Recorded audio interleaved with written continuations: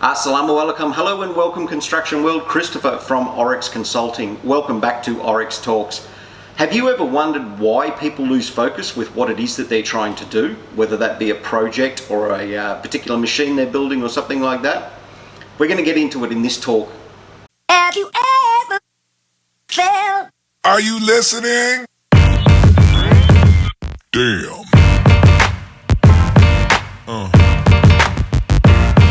Yeah. Yeah. Yeah. Hey there Construction World, welcome back to Oryx Talks. I'm Christopher from Oryx Consulting. Look, I wanted to discuss on this week's topic, I wanted to talk about goals and having goals to keep focus on your outcome, what it is that you want to achieve. Now, it could be a project, it could be a machine that you're building, it could be anything, it could be something in life, it could be why you're wanting to do or why you're wanting to work away, why it is that you do what you do. Having goals is very, very important, and part of those goals is having that clear objective at the end of your project, what it is that you want to be the outcome, you know, your project objectives.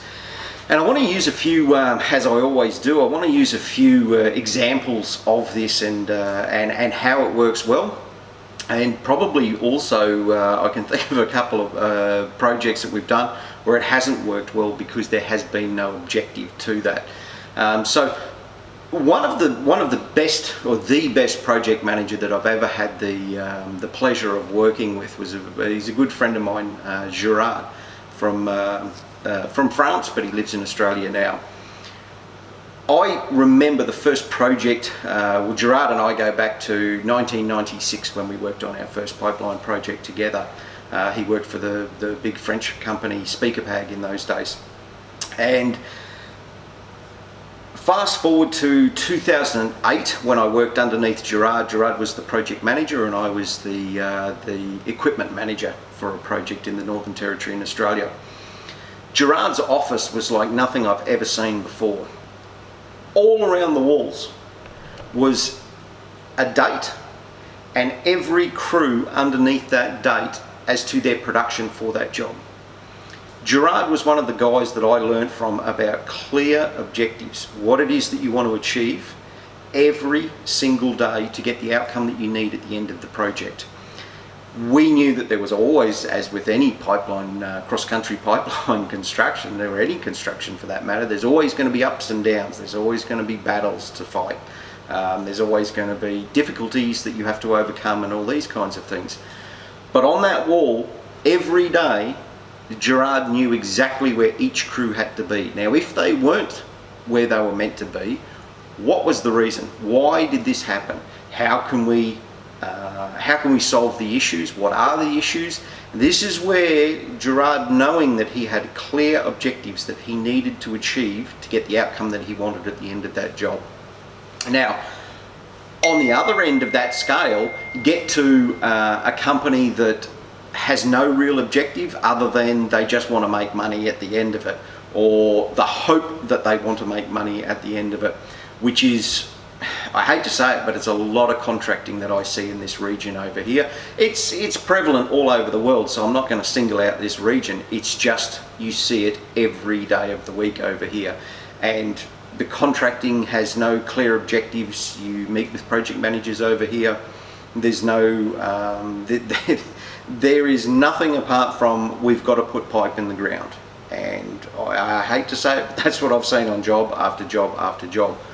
Having those clear objectives and communicating those clear objectives to your crew is paramount for success. If you think that you're going to have a successful outcome and you don't put the work in at the start of your project or job or design that you're doing, it's never going to turn out the way that you expect it to. Now on that as well, people that do know me know that I design a lot of equipment or I modify equipment, and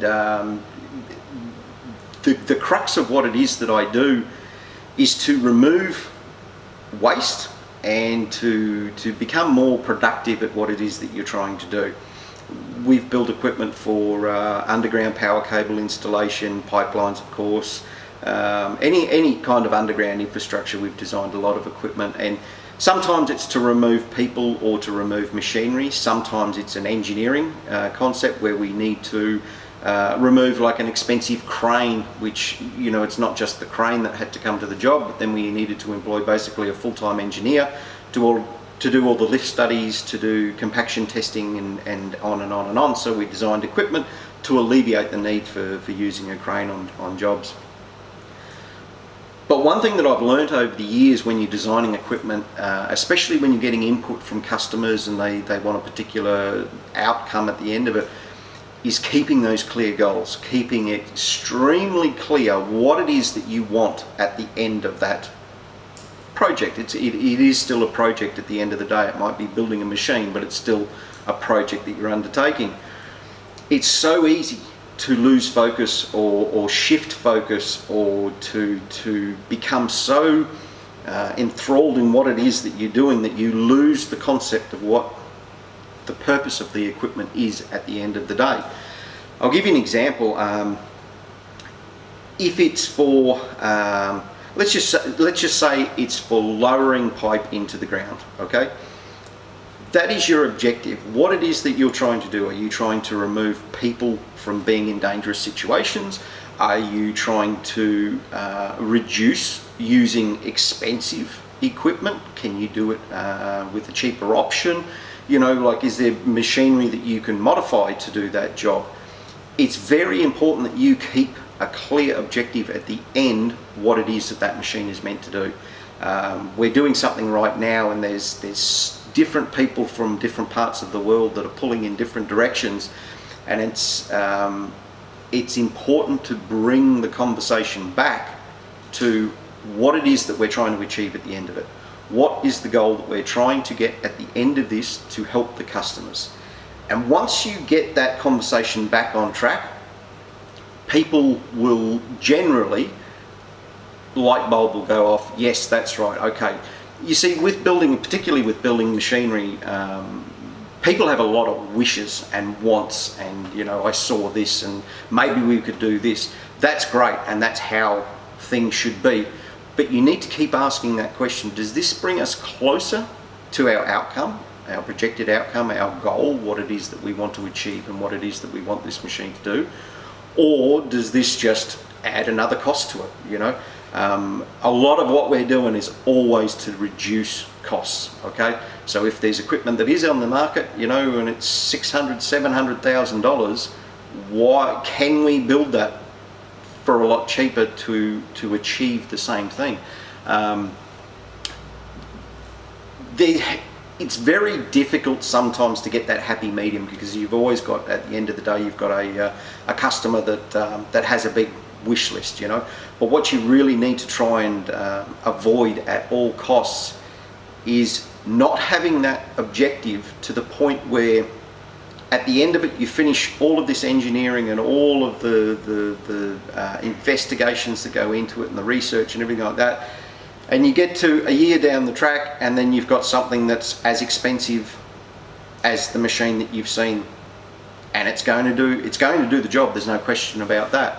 But at the end of the day, is it just going to do the job, or is it going to do all these other things that you're never going to need the equipment for? So having objectives and having goals is very, very important, no matter what it is that you're doing in life. But I always try and bring it back to what it is that we do, which is, you know, infrastructure construction and designing equipment to remove the waste, remove the people, remove the amount of machinery that we need to do. So it's not going to be a long talk, this one, but it's still something that's very, very important, and it's something that people lose sight of. Now, going into that as well, a lot of the discussions that both Lindsay Bowie from Oryx Care and myself do, we always bring it back to communication, because communication is the number one thing that we can all do in our lives that will better our lives and better the lives of those around us. So having clear objective, having clear goals, having them visible to everyone and communicated to everyone is extremely important. So going back to working with Gerard as the project manager, we had daily meetings, and he would convey to us where we were we on target, were we ahead of target, you know, like, and that was something else that had to be dealt with from time to time. We had on that particular project, I remember the welding crews were really going after it. They were really knocking it out of the park. But that then led to more problems where, okay, well, can we get enough pipe in front of them? Do we have enough, you know, bending done in front of them? So on and so forth. So having those daily meetings and communicating between every crew on that project is extremely important. That communication needs to be there. It's a must. It's not a I hope, I want, I wish. It is a must. You have to have that clear communication. The same goes for designing equipment. Clearly communicate what it is that you want at the end of that project. What it is that we want, who can add value to this project team, and listen to people. Let them have their say. Let them offer some alternatives to how you're thinking. And equipment design's a little bit different because there's generally some different, especially when you're working with different people, there's generally some different mindsets, and it's particularly with different parts of the world that we deal with anyway. So, you know, people have a particular way that they want something to go, and then, you know, another part of the world will go down another path. So it's very, very important that you bring it back to that communication and your objective that you want out the end of that. At the end of it all happening, you've got to have that clear objective. So, you know, you can practice in your own life. It doesn't matter if you're a labourer, an operator, you know, a first-time manager, first-time superintendent, whatever the case may be.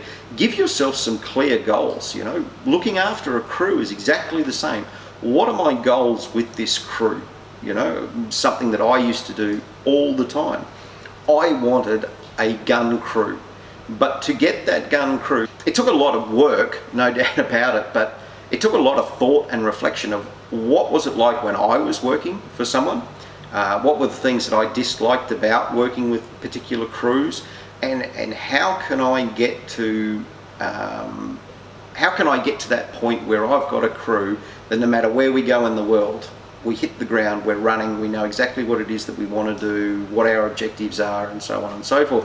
So I made a lot of mistakes along the way, but I helped the setting of goals and setting of objectives of what it is that I want.